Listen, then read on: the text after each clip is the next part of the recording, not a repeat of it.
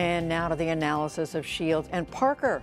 That is syndicated columnist Mark Shields and Washington Post columnist Kathleen Parker. David Brooks is away this week, and welcome to both of you. Happy Friday. Mark, two bold strokes by the president of this week. Let's start with the one that we led the program with tonight. North Korea surprised, I think, a lot of people by saying he will meet as long as North Korea meets certain conditions. Was this the right move? We will find out if it was the right move, Judy. It was a bold move, make no mistake about it, and it disarmed his critics who had accused him of being his bellicose language, which was provable, and that he was risking the brink of war almost, and especially gratuitously belittling the North Korean leadership.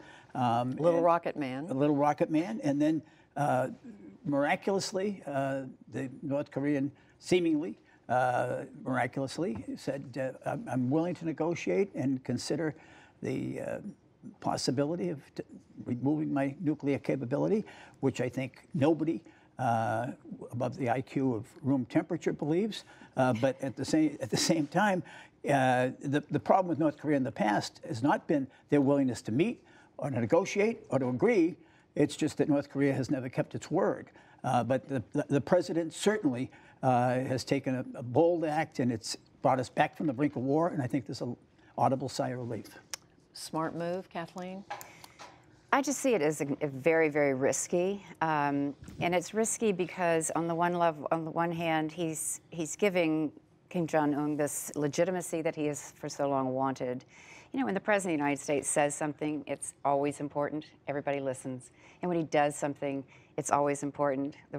Markets go up and down when he opens his mouth. I mean, when he can cause wars with his words. And when he now says he's going to meet with North Korea, he is setting himself up for all sorts of problems, potential problems. But he's also, because he's Donald Trump, has lots of wiggle room to pull out of it at the last minute if he decides the circumstances aren't right. We don't know exactly what those are. And it's all just been odd, I think, to have had his messaging about what North Korea is willing to do came from the South Koreans, who then also were the ones to present. They're the ones who announced it in front of the White House. And I was taken aback by that. I thought, well, is he out? Did he have a dinner date? So that somebody else had to talk about it. And at what point is Trump going to talk to the country about this very, very important and significant move? And in fact, Mark, it was announced abruptly. I mean, the South Korean official who was at the White House was there. He was going to meet with President Trump today. Yesterday, the president, we're told, it's been reported that he heard he was in the White House, went to see him. The president stuck his head into the press room and said, we're going to have an announcement about that you'll want to pay attention to. So the way it was announced, the way it was handled, raises some questions. It does raise questions, Judy, but the questions have been raised and continue to be raised. As one Republican explained to me, you have to understand that every day is a new reality show. And that there's no continuity to this presidency, and it's winning the day. It's changing the conversation. He's changed the conversation. What was the conversation? Gary Cohn, his economic advisor, was quitting because of his trade policy. What was the conversation? Stormy Daniels, the porn actress, with whom the president allegedly had, at least the president, people paid $130,000 to just before the election, was going to go public. The disarray in the White House. You name it, Republican civil war, if not civil war strong, but at least Republican strife over his trade policy. This knocked it all off the front pages. I did notice the South Korean National Security Advisor headmastered one of the great secrets of dealing with Donald Trump was he began, continued, and ended the entire conversation by praising President Trump for the meeting, that it was all due to his leadership, his strong, principled positions. And so, you know, this worked for Donald Trump. It got the other bad stories away for at least 24 hours. Kathleen, how much attention should we be paying to the theatrics of this, the orchestration of it? How much do we learn by looking at that? Well, I don't know that we learn anything from the theatrics because it's become sort of a template of his. And you do realize you're watching a reality show, but there are other troubling aspects of this, and that includes the fact that we really have no representation in that part of the world. We have no ambassador to South Korea, and our special representative to North Korea has just left the building with mostly probably, I'm not sure, but I think because of a disagreement with Trump about how he was, about his bellicosity.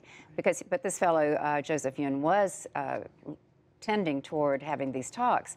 And then add to that, you know, we don't have any real diplomatic involvement. I mean, Secretary of State Rex Tillerson is speaking publicly about how we're nowhere close to talking to North Korea, and within the same news cycle, the president is making this announcement or accepting this invitation. Well, while we're trying to figure that out, Mark, the other surprise the president threw out there this week was his announcement on tariffs on imported steel and aluminum. The president essentially, we in the press were told there's going to be no announcement, and the president made the announcement in a meeting, surprised even, we're told, members of the White House staff. And as you mentioned, his top economic advisor, Gary Cohn, has stepped down, apparently mainly because of this, because he didn't agree with the move. How do we read that? And I should say the president said we're going to have sweeping tariffs on imported steel and aluminum, but now we're learning there are a number of exceptions. Number of exceptions. Donald Trump has been consistent in his inconsistency throughout his political career, except for his criticism of free trade. I mean, that has been continuous and relentless.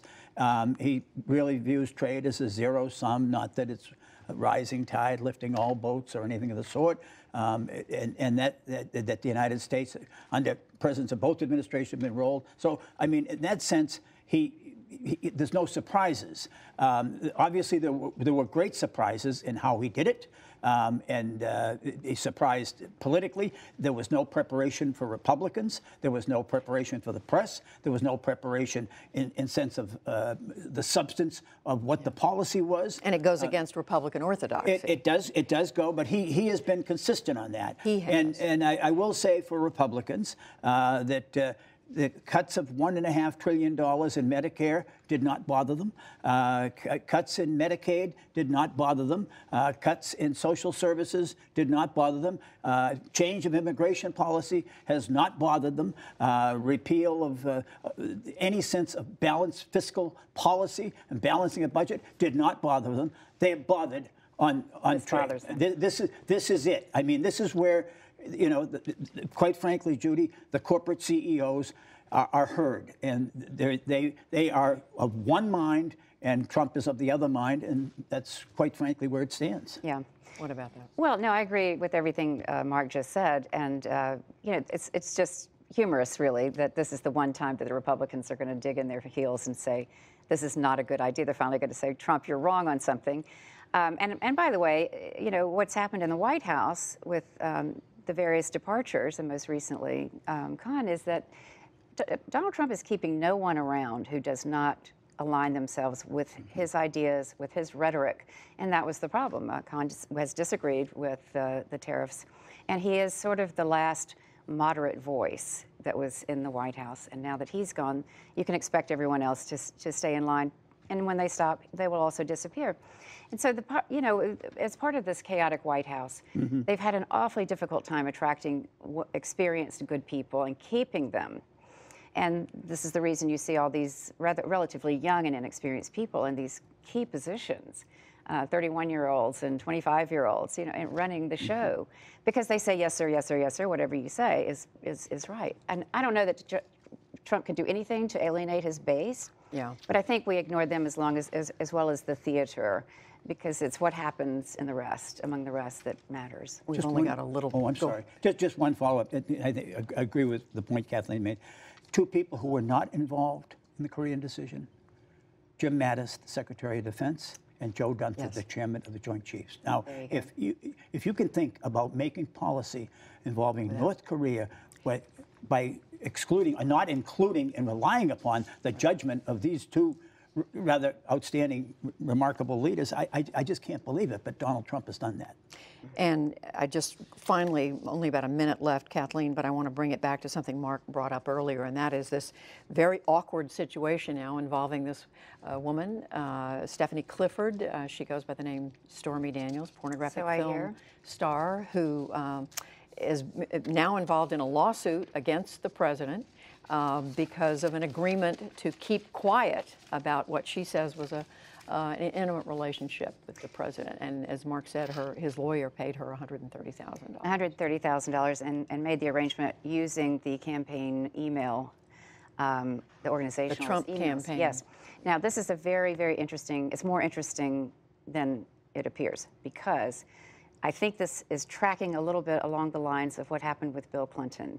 Michael Cohen, Trump's lawyer, is mentioned in the Steele dossier, which has been the basis of much of this investigation on both the House side and the Mueller side, and the Russia possible collusion. So it's very possible that Mueller could call Cohen. And at some point, as all good prosecutors do, Mueller tries to get everybody on record lying about something. And we could see this leading to President Trump being put in a position that, as Bill Clinton was. And wouldn't it be the irony of all things that, despite everything else that has happened, this could be something that really does bring him down. And we don't know what is going to happen, but we certainly have no end of questions and threads to follow at the end of this week. Right. Kathleen Parker, Mark Shields, thank you both. Thank you.